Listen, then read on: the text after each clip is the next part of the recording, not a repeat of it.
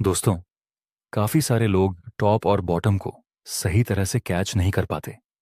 अगर आपने टॉप और बॉटम को आइडेंटिफाई करना सीख लिया तो मेरा यकीन मानिए, आपका रिस्क रिवॉर्ड रेशियो हद से ज्यादा बड़ा हो सकता है। मतलब आप सोच नहीं सकते कि इतना बड़ा भी रिस्क टू रिवॉर्ड रेशियो मिल सकता है। लेकिन आपको जितना रिस्क टू रिवॉर्ड रेशियो दिखता है, आपको जितना बड़ा प्रॉफिट दिखेगा टॉप और बॉटम में ट्रेड करने का, उतना ही ज्यादा रिस्क रहता है अगर आपको उसको सही तरह से आइडेंटिफाई करना ना आए तो। इस वीडियो में हम आपको यही सिखाएंगे कि आप एकदम एक्यूरेट तरीके से टॉप एंड बॉटम को कैसे आइडेंटिफाई कर पाएंगे और उसमें कैसे ट्रेड ले पाएंगे। मैं आपको सिंपल 4 स्टेप बताऊंगा। आप इन तीनों स्टेप को फॉलो करके बॉटम और टॉप को कैच कर पाएंगे। सिर्फ 1-2 स्टेप समझकर अगर आप टॉप बॉटम पकड़ने जाएंगे तो ट्रैप ही जाएंगे, इसलिए इस पूरी प्रोसेस को समझना। तो चलिए एक एग्जाम्पल से समझते हैं। यह एक आवर की टाइम फ्रेम का चार्ट है। यहां पर प्राइस लोअर लो और लोअर हाई के स्ट्रक्चर में नीचे आ रहा है। देखिए, जब भी मार्केट रिवर्स होता है तो वह डायरेक्ट रिवर्स नहीं हो जाता। वहां पर वह कुछ सिग्नल देता है कि अब यहां से प्राइस रिवर्स हो सकती है। तो उन सिग्नल को आइडेंटिफाई करके आप रिवर्सल की पहचान कर सकते हैं। अगर डाउन ट्रेंड है तो सबसे पहले आपको देखना है कि जिस जगह पर प्राइस है, क्या वहां पर प्राइस नीचे से बड़ी बड़ी वीक बनाकर ऊपर जा रहा है। जैसे कि यहां पर आप देखिए, प्राइस इस कैंडल में इतनी बड़ी वीक बनाकर ऊपर क्लोज हुई। यहां पर और यहां पर, ये सब जगह पर आप देख सकते हैं बड़ी वीक बन रही है। मतलब कि ऐसी जगह पर बायर्स थोड़े थोड़े एक्टिव होने लगे हैं। इसका मतलब ये नहीं कि यहां से ट्रेंड रिवर्स हो जाएगा। अगर मार्केट, मेरे कहने का मतलब यह है कि ये एक सिग्नल है कि हो सकता है कि प्राइस रिवर्स हो जाए। अगर आपने ध्यान से चार्ट को देखा होगा तो आप यहां पर भी देखेंगे, आप कहेंगे कि यहां पर भी प्राइस बड़ी बड़ी वीक बना रहा था, यहां पर भी प्राइस बड़ी बड़ी वीक बना रहा था, यहां पर भी प्राइस बड़ी बड़ी वीक बना रहा था। तो यहां से प्राइस रिवर्स क्यों नहीं हुआ और यहां से क्यों रिवर्स हुआ? इसीलिए इस वीडियो को पूरा ध्यान से समझना, आपको सब कुछ समझ में आ जाएगा। तो आपका पहला सिग्नल क्या था कि प्राइस अगर बड़ी बड़ी वीक बनने लगे तो संभावना है कि यहां से प्राइस रिवर्स हो सकता है। इसी तरह से अपर ट्रेंड में होगा। एग्जाम्पल के लिए, यहां पर प्राइस अपर ट्रेंड में मूव कर रहा था और इस लेवल पर प्राइस काफी बार वीक बनाकर नीचे आ रहा था। मतलब ये सब जगह पर शुरुआत में बायर्स प्राइस को ऊपर ले जाने की कोशिश करते हैं, लेकिन एंड में प्राइस नीचे क्लोज हो जाती है और ये सब कुछ बार बार होता है।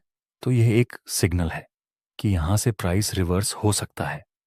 दूसरा सिग्नल, जो कि आप सबको मालूम होगा, कि अगर किसी डाउन ट्रेंड के दौरान प्राइस किसी रिवर्सल पैटर्न का सिग्नल दे, तब वहां पर भी हाई चांस रहेंगे कि प्राइस बॉटम बनाकर रिवर्स हो जाए।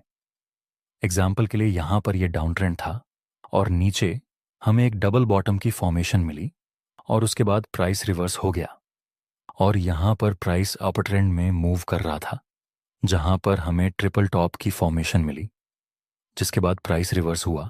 तीसरा सिग्नल है बिगर टाइम फ्रेम में किसी इंपॉर्टेंट सपोर्ट और रेसिस्टेंस का होना। उस जगह से भी प्राइस रिवर्स हो सकता है। एग्जाम्पल के लिए, यहां पर 1 आवर की टाइम फ्रेम में प्राइस अप ट्रेंड में मूव कर रहा है।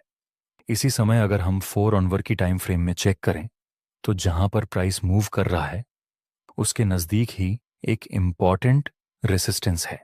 चलिए अब उस 1 आवर की टाइम फ्रेम में जाकर देखते हैं कि उसमें क्या हो रहा है। ये वही रेसिस्टेंस है जो हमने 4 आवर की टाइम फ्रेम में ड्रॉ किया था। यहां पर नेक्स्ट प्राइस थोड़ा सा ऊपर जाता है और इस रेसिस्टेंस को ब्रेक कर देता है। अब यहां पर ध्यान से समझने वाली बात है, 4 आवर का ये इंपॉर्टेंट रेसिस्टेंस ब्रेक हुआ तो कुछ लोग यहां पर बाय में एंट्री करने लगेंगे। लेकिन आपको रेसिस्टेंस या फिर सपोर्ट का ब्रेकआउट या ब्रेकडाउन मिले तब हमेशा रिटेस्ट का वेट करना चाहिए। नेक्स्ट प्राइस इस रेसिस्टेंस से नीचे गिर जाता है। ये जो ब्रेकआउट मिला था वह फेक था। मैं ऐसा नहीं बोल रहा हूं कि बड़ी टाइम फ्रेम का हर एक सपोर्ट और हर एक रेसिस्टेंस से मार्केट रिवर्स होगा, लेकिन यहां पर यह एक सिग्नल रहेगा कि बड़ी टाइम फ्रेम के लेवल को मार्केट रिस्पेक्ट करेगा। चलिए एक एग्जाम्पल से समझते हैं। ये 4 आवर का चार्ट है और यहां पर प्राइस एकदम ही डाउन ट्रेंड में मूव कर रहा है। इसी समय अगर हम 1 डे की टाइम फ्रेम में चेक करें तो अभी जहां पर प्राइस है वहां पर एक इम्पॉर्टेंट स्विंग है और इम्पॉर्टेंट सपोर्ट भी। ये हाईली चांस है कि प्राइस इस सपोर्ट से 1 आवर की टाइम फ्रेम में बॉटम बनाकर ऊपर चला जाए। चलिए देखते हैं उसमें क्या होता है। ये इम्पॉर्टेंट लेवल वही है जो हमारी 1 डे की टाइम फ्रेम में था। यहां पर आप देखें तो प्राइस नीचे से बड़ी बड़ी विक्स भी बना रहा है। मतलब स्टार्टिंग में ये सब कैंडल्स में सेलर्स प्राइस को यहां से यहां तक नीचे लेकर आए थे, लेकिन एंड में बायर्स इसको ऊपर ले जाने में कामयाब रहे। नेक्स्ट प्राइस थोड़ा सा ऊपर जाता है। अभी भी यह कंप्लीट बॉटम नहीं बना। अब आपको चौथे सिग्नल का और लास्ट सिग्नल का वेट करना चाहिए। उससे पहले हम जल्दी जल्दी रिवीजन कर लेते हैं। पहला सिग्नल की प्राइस बड़ी बड़ी विक्स बनाएगा। अगर डाउन ट्रेंड है तो कैंडल के नीचे की विक लंबी होगी, और अगर अपर ट्रेंड है तो कैंडल के ऊपर की विक बड़ी होगी। दूसरा, किसी रिवर्सल चार्ट पैटर्न का सिग्नल। तीसरा, बड़ी टाइम फ्रेम का इंपॉर्टेंट सपोर्ट रेसिस्टेंस लेवल। और लास्ट सिग्नल जिसको आपको डेफिनेटली चेक करना ही चाहिए, और वह है मार्केट का स्ट्रक्चर।